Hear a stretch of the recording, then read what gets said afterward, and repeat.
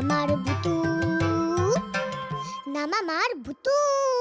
অনেক ম্যাজিক হবে আজ, তুমি শুধু হাসি হাসি দেখো। আর সবার লাস্টে আরো মজার ম্যাজিক হবে, তুমি অবাক হয়ে যাবে, তাই না? তাই না ওর দিদি? Surprise. Happy birthday to you, happy birthday to you. নিচ্ছর, কেমন দেখলে ম্যাজিক? এ হলো আমার সবচেয়ে বড় ম্যাজিক, ভালো না? ঠাম্মা, বদ্রিকা কি সুন্দর লাগছে গো দেখতে। মাথায় লাল সিঁদুর পরেছে, একদম আমার মায়ের মতন, মাম্মামের মতন। হাতে চুড়িও পরেছে।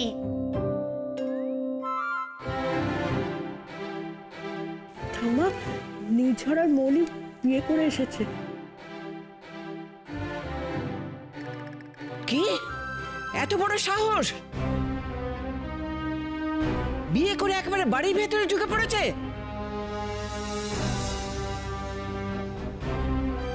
এসব কি হচ্ছে নাকি নির্ঝর? কে এটা? কোথাকার কোন মেয়ে তাকে যে বিয়ে করে নিয়ে চলে এলি? ঠাম্মা তো ঠিকই বলেছে। কোন সাহসে নির্ঝর, কোন সাহসে তুই যাকে তাকে একটা বিয়ে করে নিয়ে এ বাড়িতে সোজা চলে এলি? আমি তো নিজের চোখে বিশ্বাসই করতে পারছি না। ওকে ওকে নিশ্চয়ই কেউ ফুসলিয়েছে। আমি সব বুঝিয়ে বলছি। কিছু বোঝাবি না তুই, কোনো কিছু তোর কথা শোনার দরকার নেই। এই মেয়েকে আমি কিছুতে মানি না, এই বিয়েটা আমরা মানি না।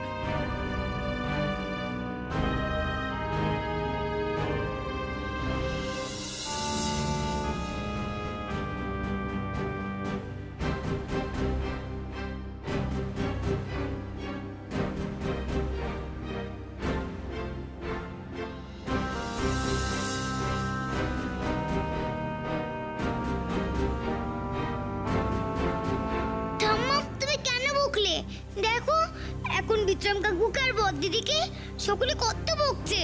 বকছে? কার এত সাহস? সবাই চুপ। বড়নাথ বউ, জানিস না নতুন বউকে বরণ করে ঘরে তুলতে হয়?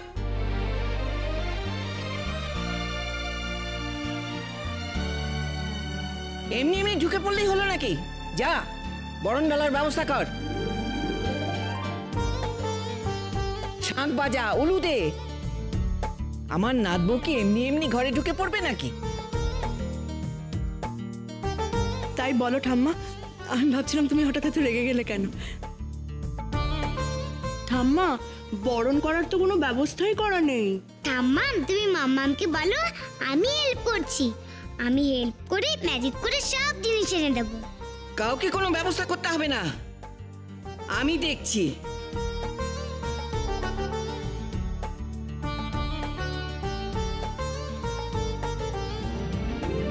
কি করে ঠাম্মা বলছে এটা?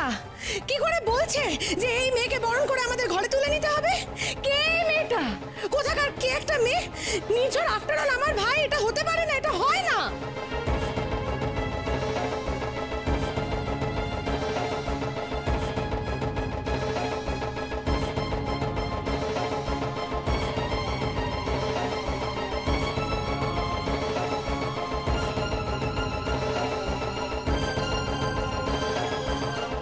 লিখে ফুসফুস লেবেচুস। বরণ ডালা এসে গেছে, এসে গেছে।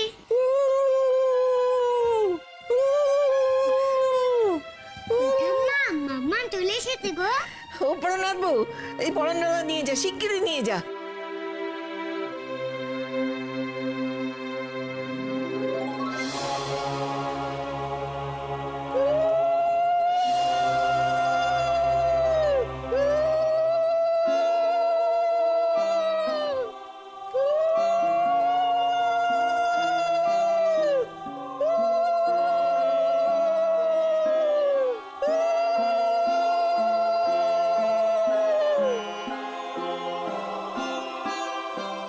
কিসের বরণ? কিসের বিয়ে? মানি না আমরা এই বিয়ে, মানি না আমরা এই বরণ। ছাড়ো।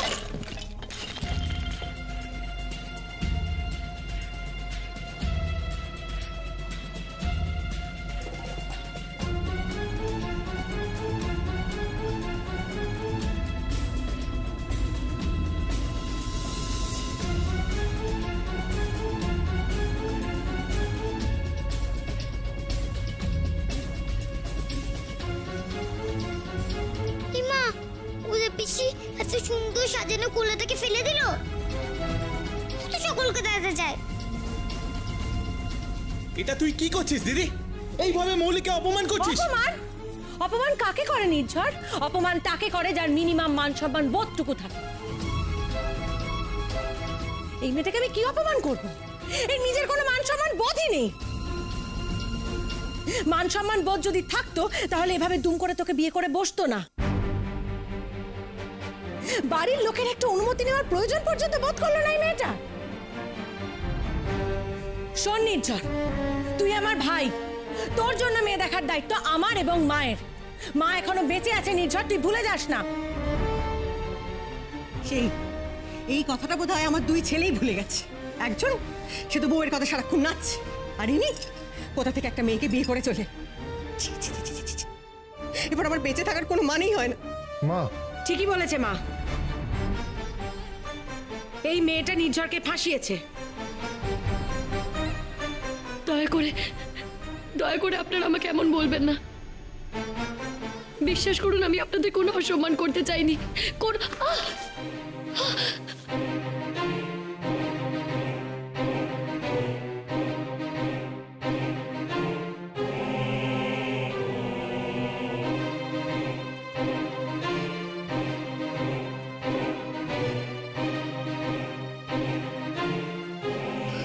দিদি পা কেটে গেছে গো। কিচ্ছু হয়নি আমার, কিচ্ছু না।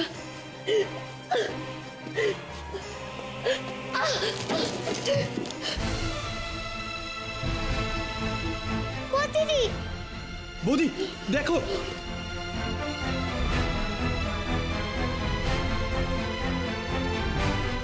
ও মা গো, এ তো দেখি চোখের মাথা খাওয়া মেয়ে। হায় হায় হায়, এ কি সব বনেছে কাণ্ড।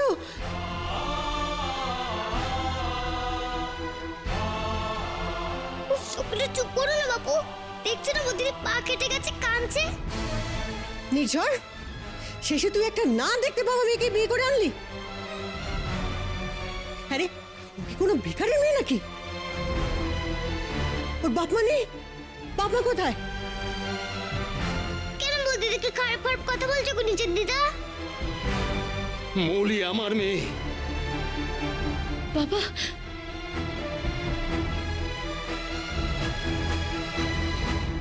আমার মেয়ে মৌলি। আমরা এই বাড়ির একতলায় ভাড়া থাকি। আপনারা অনেকক্ষণ ধরে অনেক কথা বলে চলেছেন, আমি একটা কথাও বলিনি, একটা কথাও আমি বলিনি। তার কারণ আপনারা কেউই এই বিয়েটার জন্য প্রস্তুত ছিলেন না। তাই দয়া করে আপনারা এই কথাগুলো বন্ধ করুন। আমার মেয়ে উটকোও নয় আর ভিখারির মেয়েও নয়।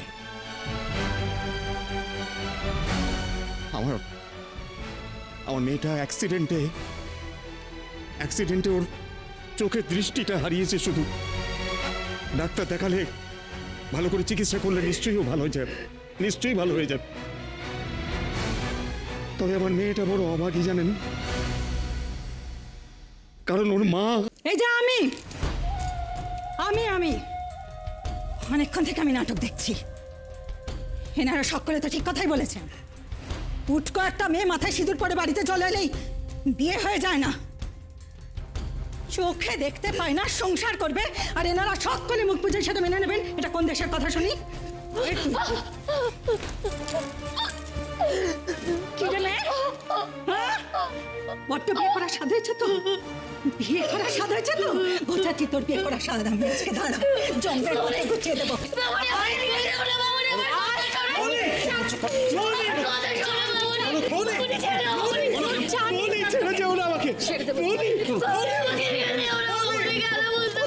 লাগছে তো, করো না।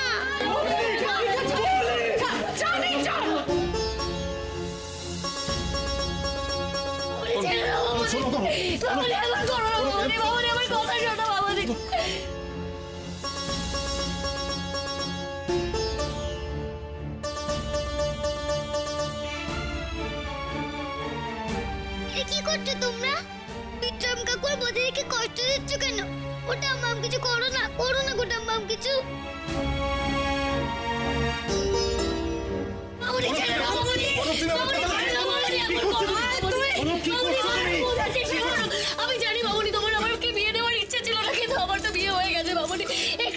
চেষ্টা করো মামনি, আমাকে যেতে দাও মামনি। ছেড়ে দাও, কনক ওকে ছেড়ে দাও। ওদের বাড়ির লোকেদের সাথে আমাকে কথা বলতে দাও। ছাড়ো তুমি, একটা কথা বলবে না। থেকে বিয়ে, খুব বিয়ে করে শখ হয়েছে তোর, হ্যাঁ? বিয়ে করে তুই বাড়িতে এলি, তোর সাহস কম না? তুই আমাকে চিনিস না, এখনো তোর মাকে চিনতে পারিসনি মৌলি। বাপের হোটেলে বসে দুবেলা গিলছিলিস, তোর লজ্জা করে না? কাজের মধ্যে শুধুমাত্র বাড়িতে সংসার একটু সাহায্য করা, ম্যাজিক শো করে 2 টাকা রোজগার করা, এটুকু সহ্য করতে পারলি না তুই? হ্যাঁ, বিয়ে করলে এক মাথা সিঁদুর চড়িয়ে একটা উঠলা ছেলেকে বিয়ে করে তুই বাড়িতে এলি, তোর সিঁদুর পরা শখ বোঝাচ্ছে ভাই। ছেড়ে দে তোরা ওকে, যা জল নিয়ে আয়, জল নিয়ে আয়, সিঁদুর ছেড়ে দাও কনক, এমন করো না, এমন করো না। কনক আমার কথা শোনো, এটা করো না তুমি। কনক করো না মামনি, আমার করো না মামনি, ছেড়ে দাও আমাকে। বন্ধ করো, বন্ধ করো এই অত্যাচার। তুমি যেও না। আমি বলছি বন্ধ করো। ছেড়ে দাও মামনি, দুটো পায়ে পড়ি মামনি, আমার সিঁদুর মুছে দিও না মামনি, আমার সিঁদুর মুছে দিও না মামনি। মা হয়ে তুমি মেয়ের স্মৃতি সিঁদুরে ভাবে মুছে দিও না কনক। মামনি সিঁদুরটা মুছে দিও না মামনি, মামনি করো না। আমার কথা শোনো কনক, এমন করো না। তুমি এইদিকে দাঁড়াও বাবা। কনক বন্ধ করো। মামনি তোমার দুটো পায়ে পড়ি মামনি, আমার সিঁদুরটা মুছে দিও না। কনক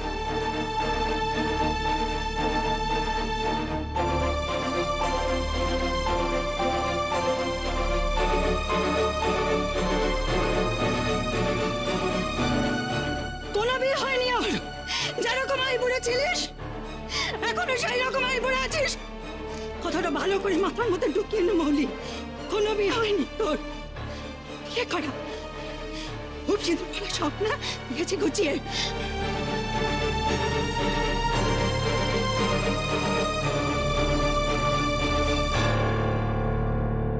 চল তুই আজকে এবার- দিদি, আমি কোনো বাচ্চা ছেলে নই, তুই এইভাবে আমাকে টেনে নিয়ে যেতে পারিস না। আমি মৌলিকে বিয়ে করছি, বিয়ে আমি ওর রেসপন্সিবিলিটি নিয়েছি, আমি ওকে এইভাবে ছেড়ে যেতে পারবো না। অভিরাম কাকু চলো না গো, গুলজেটিরা বদ্দিদিকে বকতে বকতে ভেতরে নিয়ে গেল। এখন বদ্দিদি একা একা কি করবো বলো তো?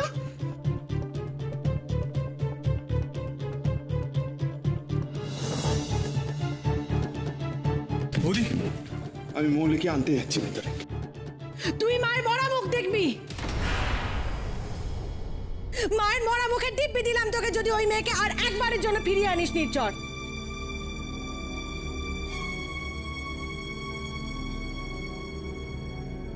অভিরাম কাকু তোমাকে আরেকটা পক্ষীরা টেনে দেবো গো, তুমি বদ্দিদিকে নিয়ে উড়ে চলে যাবে।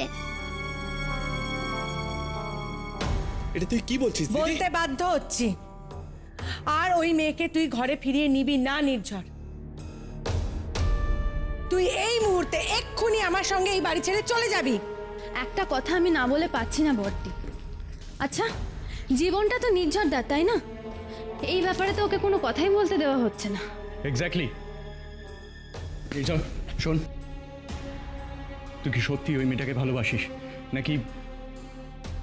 আমি সত্যি মৌলিকে ভালোবাসি দিমা,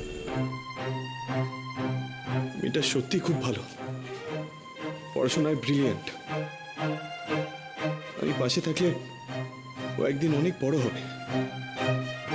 আমি সত্যি ওকে হেল্প করতে চাই। ব্যাস হয়ে গেল তো বড়দি, শুনে নিলে তো তুমি কথাটা?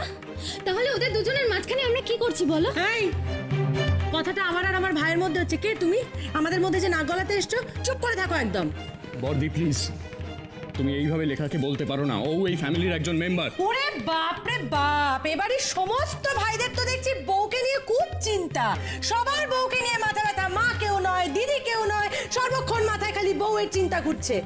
আমি একটা কথা বলে দিচ্ছি, নির্ঝর যদি আজ আমার সঙ্গে এই মুহূর্তে এই বাড়ি ছেড়ে না যায়, তাহলে কিন্তু এই বাড়িতে একটা খুব বড় অঘটন ঘটবে। বর্দি তুমি এইভাবে কথা বলতে পারো না। বেশ করবো, বলবো।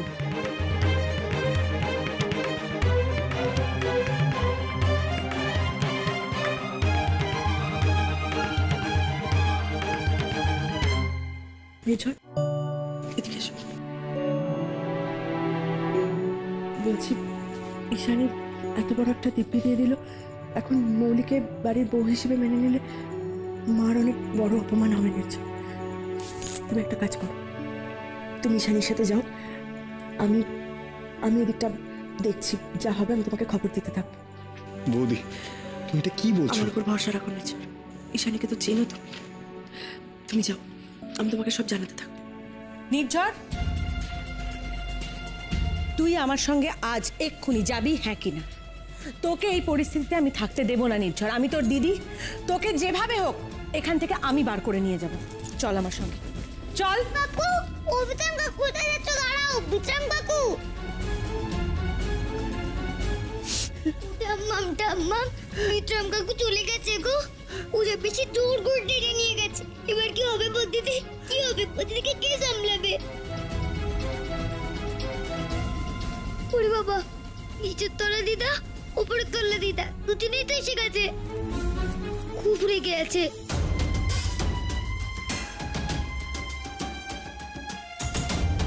বলি, আর কত যন্ত্রণা নেবেন? বয়স তো হয়েছে, হরির নাম করে বা শান্তিতে থাকুন না।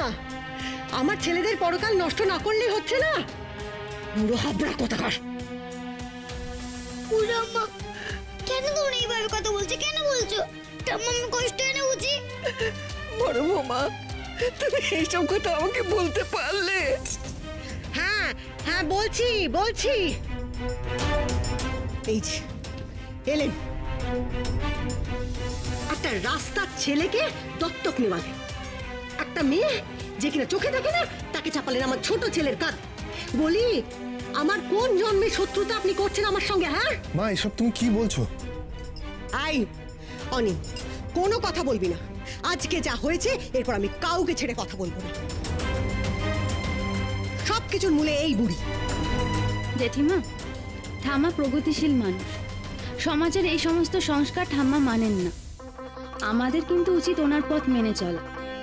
ছোট, তোর বউকে বেশি কথা বলতে বারণ কর কিন্তু। মা, ঠাম্মা আমাদের সবার গুরুজন। আপনি এভাবে ঠাম্মার সাথে তুই ভুলে যাচ্ছ যে আমিও তোমার গুরুজন। আমি তোমার শাশুড়ি। বড় বড় কথা উপদেশ দিতে এসেছে। ওই মেয়ে যদি নির্ঝরের বউ হয়, তাহলে কিন্তু আমি অনর্থ করে দেবো বলে রাখলাম। এই ধীমান, লেখা, এটা বড় তরফের ব্যাপার, ওদেরই সামলাতে দাও। চলো আমরা এখান থেকে যাই, চলো। কিন্তু মা, আমি নির্ঝরের সঙ্গে কথা বলেছি, ও কিন্তু যা কথা হয়েছে হয়েছে। এখন মা যখন বলছে চলো। হ্যাঁ, এই এসো তো। মা, চলো তো এখান থেকে, এসো। অনি, ঘরে চল, কথা আছে।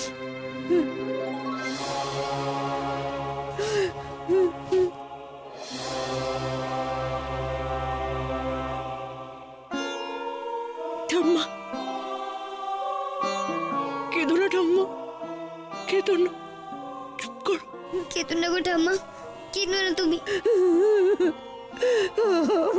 কপাল খারাপ, ছোট নাতি আর মলির বিয়েটা দিতে পারলাম না। ভুতুরে, যা তোর বড় দিদির কাছে যা। সে বোধহয় কেঁদে কেঁদে শেষ হয়ে গেল রে ভুতু। যা, তুই যা। যাচ্ছি গো ঠাম্মা, এক্ষুনি যাচ্ছি। ঠাম্মা, আমি নির্ঝরকে বলেছি এই বাড়ির পরিস্থিতি একটু ঠান্ডা হলে এখানে আমি ওকে ডেকে নেব। চিন্তা করো না ঠাম্মা, নির্ঝর মলির মেয়ে হবে। দেখেছো কাণ্ড? তলায় তলায় ষড়যন্ত্র চলছে। না, রমাকে তো কথাটা বলতে হবে। করাচ্ছি মিল। কনক, শোনো শোনো, এরকম করো না কনক। আমার কথাটা শোনো কনক, এমন করো না কনক। শোনো শোনো কনক, কনক কি করছো কি? ছেড়ে দাও, ওকে যেতে দাও, ওর বিয়ে হয়ে গেছে। এই কাজ কিন্তু ধর্মে সইবে না কনক। আরে একটা কথা যদি তুমি বলেছো, তাহলে ঘাড় ধাক্কা দিয়ে না তোমাকে আমি বাড়ি থেকে বের করে দেবো। চুপ করো তুমি। অনেক আদিক্ষেতা দেখিয়েছো তুমি তোমার বড় মেয়েকে নিয়ে। সহ্যের একটা সীমা আছে। পড়ে থাকো এই ঘরের মধ্যে। এই ঘরের বাইরে যদি একটা পা দিয়েছিস না, আমি তো ঠ্যাং ভেঙে দেবো। তাহলে আমার নাম কনক না, তুমি তা মনে রেখো। কোনো কথা বলবে না। বেরো তুমি। আরে শোনো, বেরো তুমি। থাক পড়েও।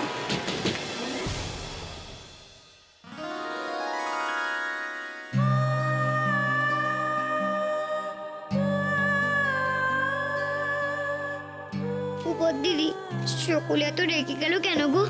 কি এমন হয়েছে? সিন্ডারেলা গল্পতে তো সিন্ডারেলাকে রাজপুত্র নিয়ে চলে গেছিল, তেমনটা কেন হলো না গো এখানে? কেন হলো না? কেন ভালো কিছু হয় না গো সত্যিতে? আমি কেন আমার মা বাবাকে খুঁজে পাই না? কেন তুমি রাজপুত্রের কাছে যেতে পারো না গো?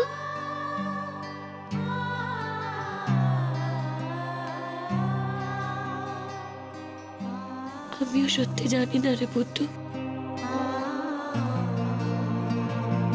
জানি না।